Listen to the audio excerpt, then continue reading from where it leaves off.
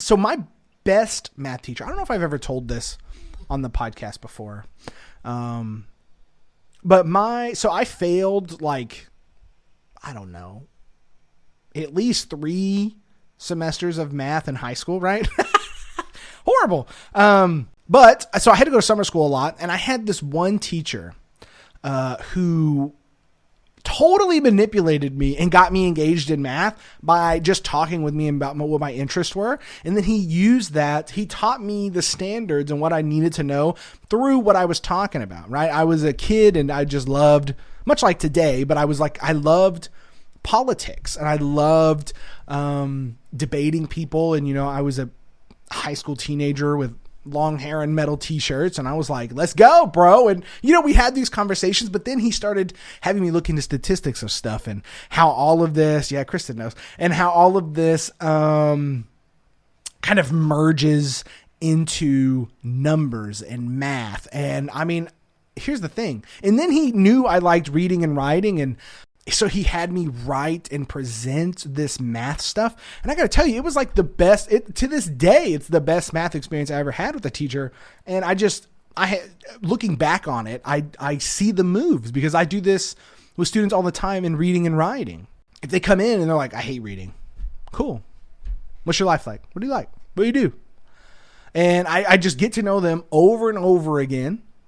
And I build those relationships, and then I'm able to hand them a book that they like, that they enjoy, that they want to pick up again, right? Now, it's not bad 100, but that process works over and over again. It definitely works in writing because kids come to writing, in middle school, it's like they've been forced to write so many things. By the time they get to me, it's almost like the promised land of giving them freedom to explore all kinds of ideas. But it's that idea of meeting kids where they are and showing them in physical space how this is so essential.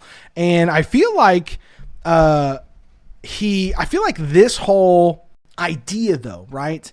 This is why COVID era teaching was such a learning experience for me. And I think for a lot of us here is it showed and verified and proved that in-person learning is valuable. Not to say that no learning happened digitally.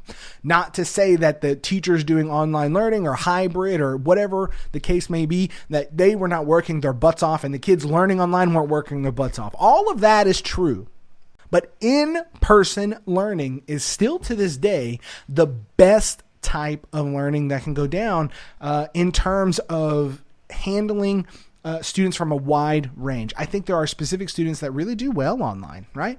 I think there are specific adults that do. Like I did most of my college online, but I also know a lot of adults couldn't do that. They're like, no, I need a professor. I need to be in a physical space.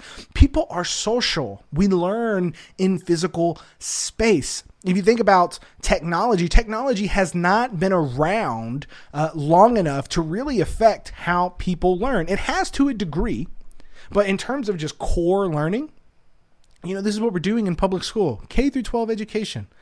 Core learning, give kids a foundation for the rest of their lives. Physical space, physical teaching, being in person.